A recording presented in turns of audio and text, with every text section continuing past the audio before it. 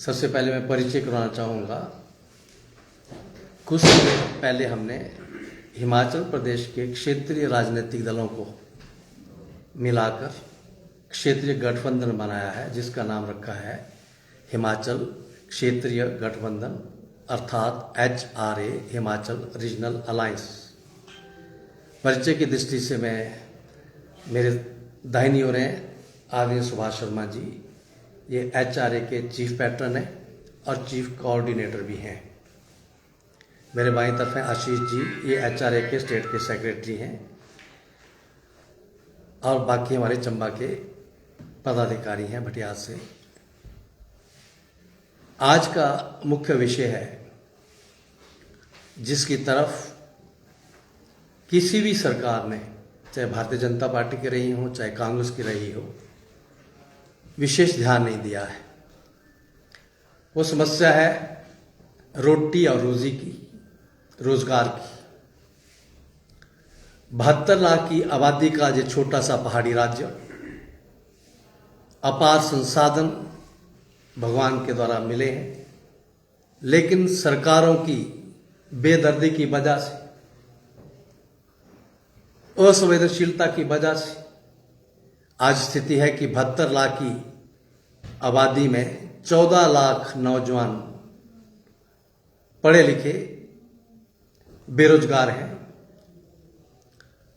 14 लाख ही परिवार बनते हैं हिमाचल प्रदेश में और 14 लाख ही रोजगार हैं।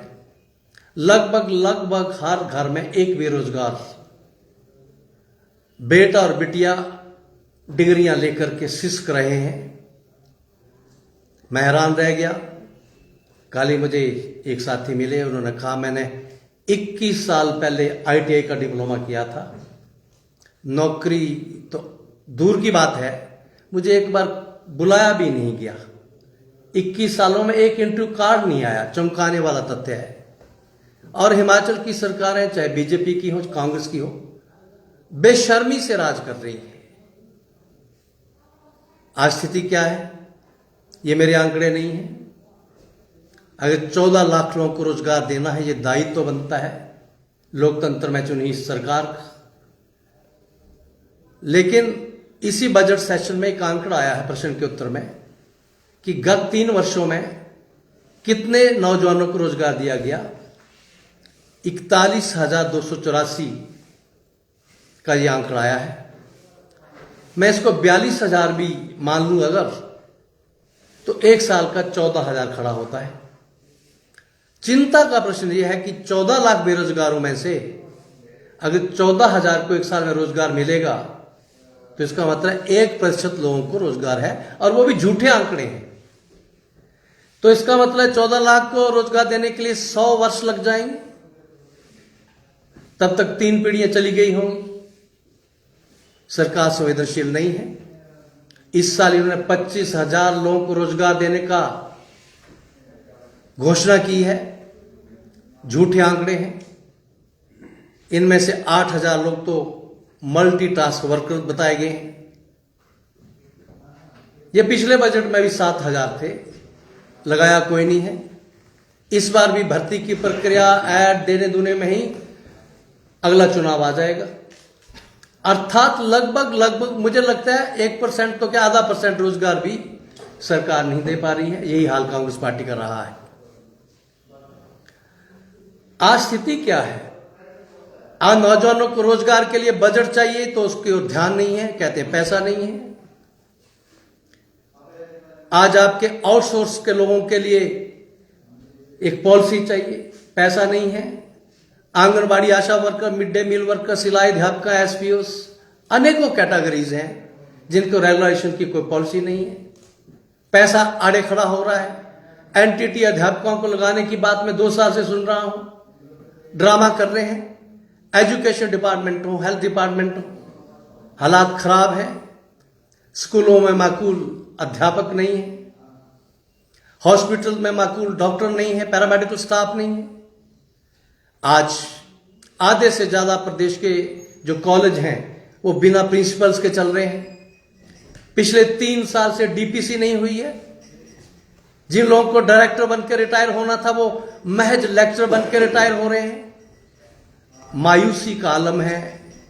नई भर्ती है नहीं, जो भर्ती हैं उनकी प्रमोशन नहीं, उनकी रेगुलर पॉलिसी नहीं, और जो रेगुलर हैं उनको ओपीएस नहीं। तो कुल मिला के ढांचा चरमरा गया है। बागवानों को देने के लिए पैसा नहीं। जम्मू कश्मीर यूनियन टेरिटरी है भारत सरकार की, वहां सेब का जो समर्थन मूल्य मिल रहा है हिमाचल के मूल्य से दोगुना दिया जा रहा है। एक ही देश में दो दो नियम चल रहे हैं। कोई वर्ग खुशी नहीं है, कोई वर्ग खुशी नहीं है। दुकानदारों का धंधा चौपट है। कोरोना काल में आपने दुकानें बंद कराई, 6 महीने में जो उनके पास अपनी रास थी, पैसा था, वो खत्म हो गया है। आज दुकानदार भाई खोलते हैं दुकान, शाम को 100-150 रुपया लेके 90% दुकानदार जा रहे हैं। कोई पैसा नहीं है, इंडस्ट्री पैरों पर खड़ी नहीं हो रही है। टूरिज्म इंडस्ट्री बहुत बुरी तरह चौपट हो गई थी। भगवान का शुक्र है कि पिछले 3 दिन से इसमें हरियाली आई है, टूरिस्ट आया है। कोई भी ऐसा क्षेत्र नहीं है जो राहत की चैन की सोता हो। ऐसे में एचआरए आज मांग करता है सरकार से, हमारी प्रायोरिटी पर है रोजगार, 14 लाख नौजवानों का रोजगार। इसके लिए हम लड़ेंगे, संघर्ष करेंगे। आज आप देखिए कि रोजगार देना है तो 2 ही सेक्टर हैं, या तो सरकारी सेवा का क्षेत्र है या प्राइवेट है, निजी क्षेत्र है। अब सरकारी सेवा का तो मैंने हाल बताया, 1% को भी रोजगार नहीं है साल का। और प्राइवेट सेक्टर में मैं गया था बद्दी में, बरोटीवाला में, नालागढ़ में, वहां पर लगभग 1.5 लाख नौजवानों को रोजगार दिया गया है। ऐसे ही आपके कालाअंब है, पौंटा है, ऊना है, अंब है, टालीवाल है, ऐसे विभिन्न जो इंडस्ट्रियल एरियाज हैं उनमें लगभग 5 लाख नौजवानों को रोजगार दिया है। पर अफसोस ये है, मैं कहना चाहता हूं कि जो एग्रीमेंट हुआ इंडस्ट्री के साथ कि कम से कम 70% नौजवान हिमाचल के होंगे, वहां मैं जाके पता करके आया हूं। मुझे आज अफसोस से कहना पड़ता है 70% के बजाय 20% लोग भी हिमाचल के नहीं हैं। हिमाचल हमारा, प्रदूषण हम खाएं, इंडस्ट्रीज कहने को हमारे पास है। इन 5 लाख में जहां में 3.5 लाख नौजवानों को रोजगार मिलना चाहिए था, बड़ी मुश्किल से 1 लाख को रोजगार नहीं है। मैंने घराई से पूछा कारण क्या है। कारण यह है कि वहां मजदूरों का शोषण है। बाहर के मजदूर लाए जाते हैं ठेकेदारों के द्वारा, और जो हमारे लड़के भी रखे गए हैं वो 7-8 हजार रुपया महीने के ऊपर रखे गए हैं। इस महंगाई के युग में मकान, कमरा किराए पर लेना है, रोटी पानी भी खाना है। बहुत से नौजवान तो ऐसे हैं कि उनको घर का गुजारा चलाने के लिए मां बाप से पैसे मंगवाने पड़ते हैं। कारण क्या है? निजी सेक्टर में क्यों नहीं सरकार कानून का पालन कराती? कारण साफ है, कोई भी इंडस्ट्री मिनिस्टर बने, कोई भी चीफ मिनिस्टर बने, और मैं ये जिम्मेवारी के साथ आरोप लगा रहा हूं, चाहे बीजेपी की सरकार हो, चाहे कांग्रेस की सरकार हो, इन इंडस्ट्रियलिस्टों से चंदा लेते हैं। कहने के नाम पर चंदा है, लेकिन इसको मैं भ्रष्टाचार कहता हूं। एक किस्म का ये रिश्वत लेते हैं। मिनिमम वेज एक्ट लागू होना चाहिए, 350 रुपया दिहाड़ी कर दी गई है, तो उसके हिसाब से भी कम से कम 10,500 तो प्रत्येक मजदूर को मिनिमम मिलना चाहिए, और क्वालिफिकेशन के हिसाब से 15,000 से ऊपर मिलना चाहिए। 7-8 हजार पर है, जो बाकी इंडस्ट्री से बचाता है वो पैसा कहां जाता है? इंडस्ट्री मिनिस्टर की जेब में जाता है, चीफ मिनिस्टर की जेब में जाता है, किसी न किसी भांति से राजनीतिक लोगों की जेबों में जा रहा है, इसलिए शोषण हो रहा है। आज हम एचआरए की ओर से सरकार को चेतावनी दे रहे हैं, सरकारी क्षेत्र में भी ज्यादा से ज्यादा नौकरियों का प्रावधान करें। आज विभागों के विभाग खाली हैं। हमने मांग की है, पीडब्ल्यूडी के अंदर सड़कें कई गुना बन गई हैं, लेकिन सड़कों पर मजदूर कई गुना कम हो गए। जब मैं 1982 में एमएलए बना था पहली बार, तो एक सब डिवीजन में एक एसडीओ के नीचे कम से कम 500 मजदूर होते थे। आज उस सब डिवीजन 2-2, 3-3 कर दिए गए हैं, लेकिन मजदूर कितने बचे हैं? एक एसडीओ के बाद 50 मजदूर नहीं बचे हैं। सड़कों की रिपेयर हो, सड़कें बनानी हो, सब ठेकेदारी सिस्टम है। हमारी प्रायोरिटी एचआरए की, पहले हर हाथ को काम देना होगा, पहले हर मजदूर को रोटी देनी होगी।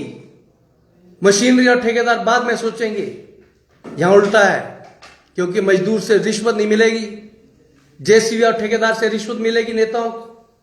इससे सारे धंधे, चाहे सड़कें हों, चाहे पानी की योजनाएं हों, चाहे वाटर सप्लाई स्कीमें हों, सब ठेकेदारी पर हैं। और जिसका बड़ा सुंदर नाम दे दिया गया आउटसोर्स। लोग सोचते हैं मेरा बेटा पढ़ लिख के आउटसोर्स पर लगा है, उनको मालूम ही नहीं है आपका तो सरकारी रजिस्टर में नाम ही नहीं है, आपके तो काउंटिंग की कोई नहीं है। आप तो ठेकेदार के नीचे लड़के को भेज रहे हैं, ठेकेदार भी रिकॉर्ड नहीं दे रहा है। मेरे पास बहुत से लड़के आते हैं प्रदेश में, हम कब रेगुलर होंगे, मैंने बोलता हूं रिकॉर्ड लेके आओ, कहते रिकॉर्ड तो है नहीं, रिकॉर्ड होगा नहीं तो डेली वेज भी नहीं है, डेली वेज नहीं होंगे तो कॉन्ट्रैक्ट भी नहीं है, कॉन्ट्रैक्ट नहीं होंगे तो रेगुलर भी नहीं है। तकलीफ होती है जब एक इंजीनियर डिग्री होल्डर अपना पेट पालने के लिए, मां बाप का पेट पालने के लिए आउटसोर्स पर लगा है। पंप ऑपरेटर 3,600 रुपया महीने का मिल रहा है ठेकेदार से, 4,500 रुपया मिल रहा है ठेकेदार से। इससे बड़ा शोषण क्या होगा? अंग्रेजों से भी ज्यादा शोषण वर्तमान सरकारें कर रही हैं। अपना वेतन बढ़ाना हो, अपने भत्ते बढ़ाने हो, अपनी पेंशन बढ़ानी हो, तो बीजेपी कांग्रेस इकट्ठे मिलकर के एक ही सेकंड में प्रस्ताव पास करते हैं, मेजें थपथपाते हैं। आज मैं आपसे कहना चाहता हूं, ये बेरोजगारी का मुद्दा भयंकर मुद्दा है, भयंकर मुद्दा है, पर यह लाइलाज बीमारी नहीं है, इसका हल है। हमने एचआरए ने कहा है प्रदेश की जनता से, हमारी सरकार बनाओ, हम 24 घंटे के अंदर अंदर 1.5 लाख एनपीएस के कर्मचारियों को ओपीएस लागू करके देंगे और बिना कर्जा उठाए देंगे, इसी बजट में देंगे। मैं चीख चीख के बोल चुका हूं प्रदेश के मुख्यमंत्री को, अगर आपकी समझ नहीं है कि कहां से पैसा देंगे, कहां से बजट देंगे, कैसे ओपीएस देंगे, तो फिर ईगो छोड़ दीजिए। ज्ञान ना हो तो ज्ञान अर्जित करने की कोशिश करिए। मैं रेवेन्यू मिनिस्टर था, मैं लैंडलॉर्ड नहीं था, मुझे नहीं था पता पर्चा तदीमा क्या होता है। मिनिस्टर बनने के अगले दिन मैंने अपने क्षेत्र के सबसे अच्छे तजर्बेकार पटवारी को शिमला बुला करके, 3 पटवारी कान को बुला करके 1 सप्ताह घर में ट्रेनिंग ली थी। मैंने ट्रेनिंग ली थी। हिमाचल का सबसे सक्सेसफुल रेवेन्यू मिनिस्टर आज के इतिहास में तो राजेंद्र सुशांत है। मुझे नहीं आता था, मैंने ईगो नहीं रखी, मैंने पटवारी को अपना गुरु बनाया। मैंने जयराम जी को कहा, जयराम जी आप राजनीति में भले मुख्यमंत्री बन गए हैं, कम से कम हमारी 3री-4थी पीढ़ी के आप लोग हैं। मैं 82 का एमएलए हूं, हम 98 के एमएलए हैं। बैच वाइज भी देखा जाए तो हम बहुत सीनियर लोग हैं आपसे। अगर आपको पता नहीं लग रहा है तो आइए, अपना चीफ सेक्रेटरी साथ लाइए, फाइनेंस सेक्रेटरी साथ लाइए, मैं आपको बताऊंगा 24 घंटे में कैसे ओपीएस लागू हो सकती है। ना आता है, ना सीखना चाहते हैं। और 1.5 लाख कर्मचारियों के साथ जो दुर्व्यवहार हुआ है, कर्मचारी समय के इंतजार में है, इसका उचित जवाब देंगे, चुनाव आने दीजिए। आज मैं कहता हूं सड़कें खाली हैं,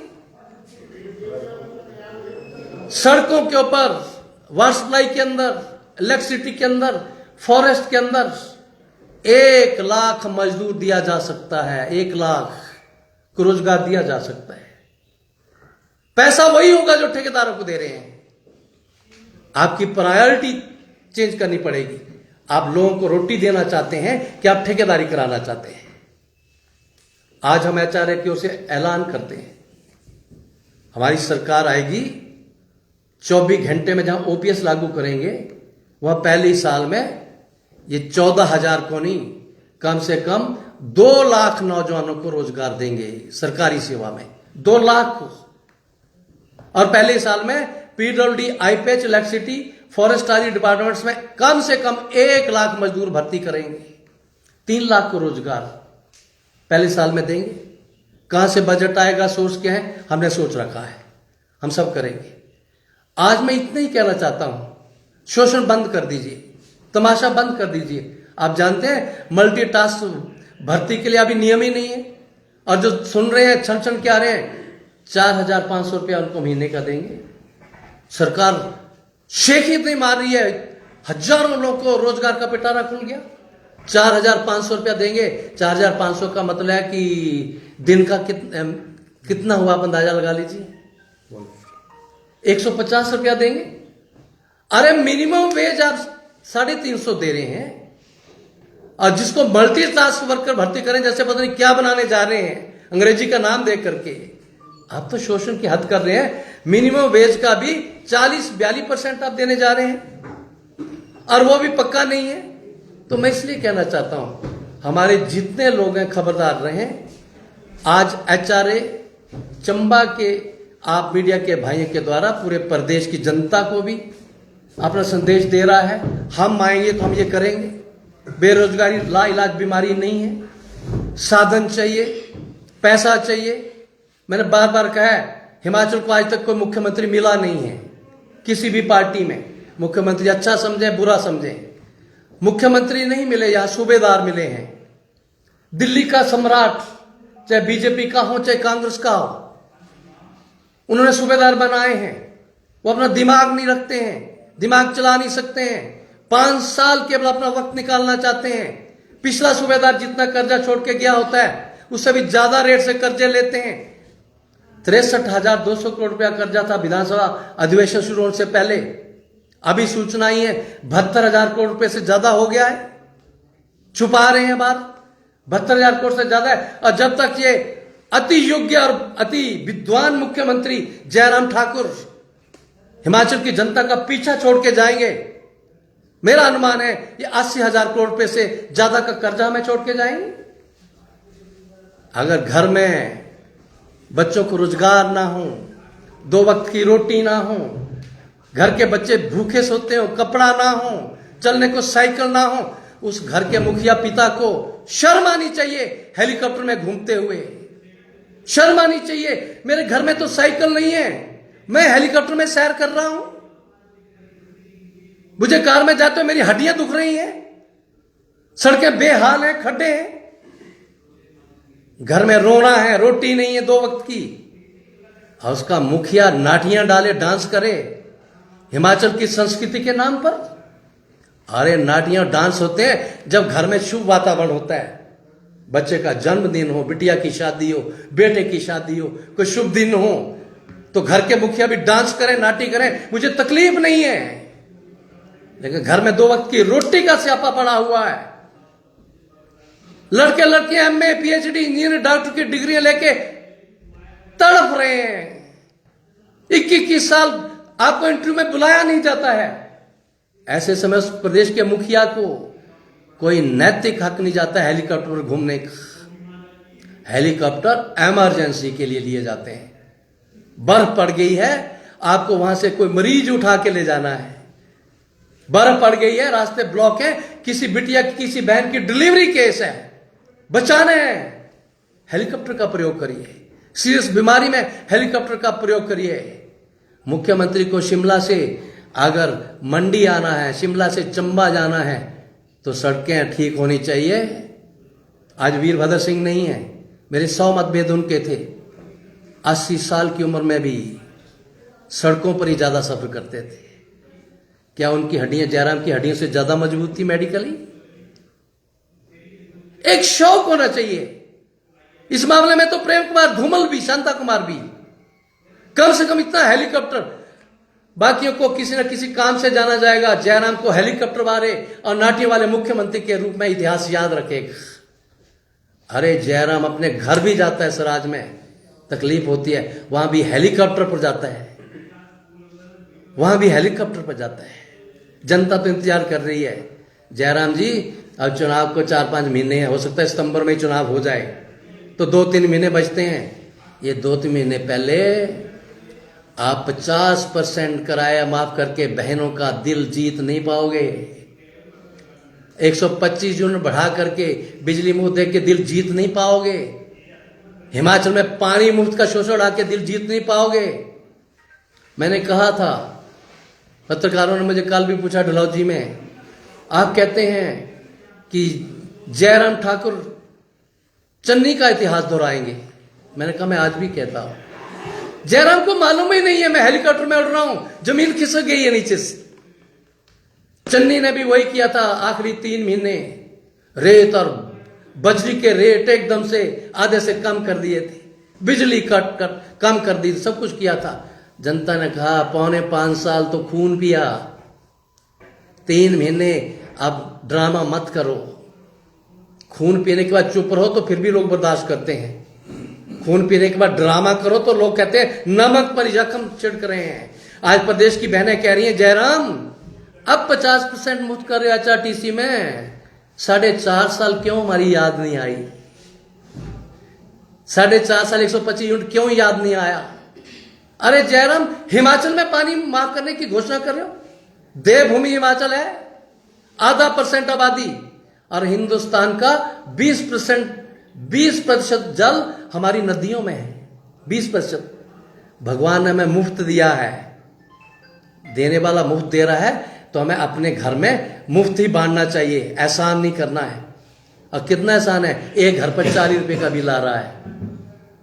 जयराम 40 रुपया महीने का माफ करके जाते जाते 3 महीने में 120 रुपया माफ करके समझते हैं लोग पागल हो जाएंगे। 120 रुपए से 125 रुपए का 125 यूनिट चला जाएगा, 125 रुपया देकर लोग का मन जीत लेंगे। मैंने कैलकुलेशन किया, बिजली का 125 यूनिट माफ करने से 125 रुपया राहत, पानी माफ करने से गांव में 40 से 50 रुपया राहत, 175 हो गए। और HRTC की बसों में महिलाओं को फ्री 50% देने का 175 रुपया खर्चा महीने का, कुल जोड़ के 350 रुपया बनता है। जयराम जी आप 350 रुपया अपने हिमाचल के लोगों को दे करके महीने का, एक परिवार में 5 लोग तो एक आदमी को 70 रुपया मुफ्त दे करके 70 रुपए का टुकड़ा फेंक के समझते हैं कि लोग इतने अनपढ़ इतने भोले भाले हैं कि आपसे प्रभावित हो जाएंगे।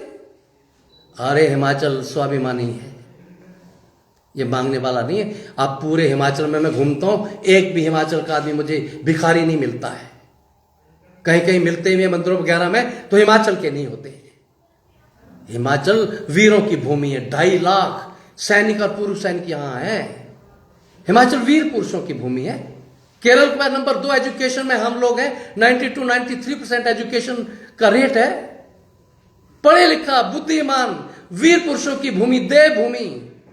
ये आपके 70 रुपए का महीने का टुकड़ा खा के आपको माफ करने वाले नहीं है। अब तो आप सब कुछ भी माफ कर दो तब भी आपके साथ नहीं जाएंगे। इसलिए मैं आपसे कहना चाहता हूं कि ये देवभूमि इंतजार में है। चुनाव सितंबर में करा लो चाहे अक्टूबर में करा लो, लोगों ने दीवार पर लिख दिया है नो बीजेपी। पंजाब से ज्यादा प्रयास आप नहीं कर सकते हैं। मोदी जी की अपार जनसभाएं, बड़ी जनसभाएं, करोड़ों रुपया खर्च किया, सपने देख रहे थे। सरकार की 2 सीटें आई हैं, दीवार पर लिखा है हिमाचल में no BJP no Congress. Congress वाले भी गलत फहमी में थे चुनाव से पहले, ये जाएंगे तो हम ही तो आएंगे। आज भी दोनों ने टेंडर इकट्ठे भरा हुआ है सरकार का, पूल करते हैं, पूल जैसे ठेकेदार करते हैं। बीजेपी नहीं तो हम हैं, हम ले लेंगे। हम काम नहीं करेंगे तो हम नहीं आएंगे तो बीजेपी आ जाएगी। लोगों ने इनका टेंडर एक्सेप्ट ही नहीं किया इस बार के चुनाव में। ये ब्लैक लिस्ट हो गए हैं हिमाचल की धरती पर। बीजेपी और कांग्रेस भी दोनों में मगरमच्छ हैं भ्रष्टाचार की, मगरमच्छ हैं। बीजेपी ने चार्जशीट बनाया था पिछले चुनाव से पहले, कांग्रेस ने यह भ्रष्टाचार किया, आते सजा देंगे। 4.5 साल में एक को सजा नहीं, समझौता है। अब कांग्रेस वालों ने भी 2 साल हो गए चार्जशीट की कमेटी बनाई हुई, वो भी कह रहे हैं जल्दी ही हम घोषणा करेंगे किसने कितना स्कैंडल किया है, तब तो चुनाव निकल जाएगा। दोनों चोर चोर मौसेरे भाई हैं, दोनों की फाइलें हैं। इसलिए कांग्रेस की जरूरत नहीं है मुख्यमंत्री के भ्रष्टाचार की फाइल खोलें। कांग्रेस की जरूरत नहीं है बीजेपी के मंत्रियों की फाइल खोलें, नहीं कर सकते हैं। बीजेपी कांग्रेस चोर चोर मसेरे भाई हैं, हम खोलेंगे फाइलें। हमारे पास रिकॉर्ड आ रहा है, हमारी क्लीन स्लेट है।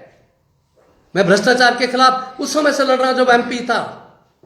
समय आया, मुझे पार्टी ने बर्दाश्त नहीं किया, मैंने भ्रष्टाचार से समझौता नहीं किया, पार्टी छोड़नी पड़ी तो छोड़ दी। कहने की तो बड़ा आसान है बोलना, देश पहले दल बाद में, करके तो दिखाओ। राजू शाह ने करके दिखाया, देश पहले रखा, भ्रष्टाचार से समझौता नहीं किया, दल छोड़ दिया। आज मैं आपसे कहना चाहता हूं, हिमाचल की जनता इनको रुखसत करे, जितनी जल्दी बीजेपी कांग्रेस रुखसत कर दीजिए। इनमें कोई 2-4% ईमानदार भी बचे हैं तो बचे रहे, लेकिन उनको भी रुखसती करना होगा इनके साथ ही। हिमाचल में बीजेपी कांग्रेस का कोई सवाल नहीं है। विकल्प चाह रही है हिमाचल की जनता, विकल्प हम देंगे आपको। हमने कहा है हमारे विकल्प की खासियत यह है, हिमाचल की जनता का विकल्प, हिमाचल का अपना विकल्प, हिमाचल के लिए विकल्प। जैसे अब्राहम लिंकन ने कहा था, government of the people, by the people and for the people.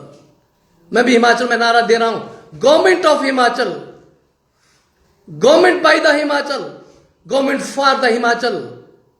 ये दिल्ली के थानेदार यहां थानेदारी ना करें, किसी भी पार्टी के हों। हिमाचल को अपने रैम कर्म पर छोड़ दें। हिमाचल अपने पैरों पर खड़ा होना चाहता है। हिमाचल में आपसे ज्यादा विद्वान हैं, इंटेलेक्चुअल हैं। हिमाचल के लोग हिंदुस्तान में सब गुणों में सबसे आगे हैं। हम करेंगे अपना फैसला। हम जो घोषणाएं कर रहे हैं, आज तो मैं केवल रोजगार की घोषणा कर रहा हूं, आने वाले समय हर वर्ग के लिए करेंगे। उसके लिए कितना पैसा चाहिए मेरे ध्यान में है, हमारे ध्यान में है। एक एग्जाम्पल मैं सब जगह देता हूं। हिमाचल की देवभूमि है तो किस लिए है?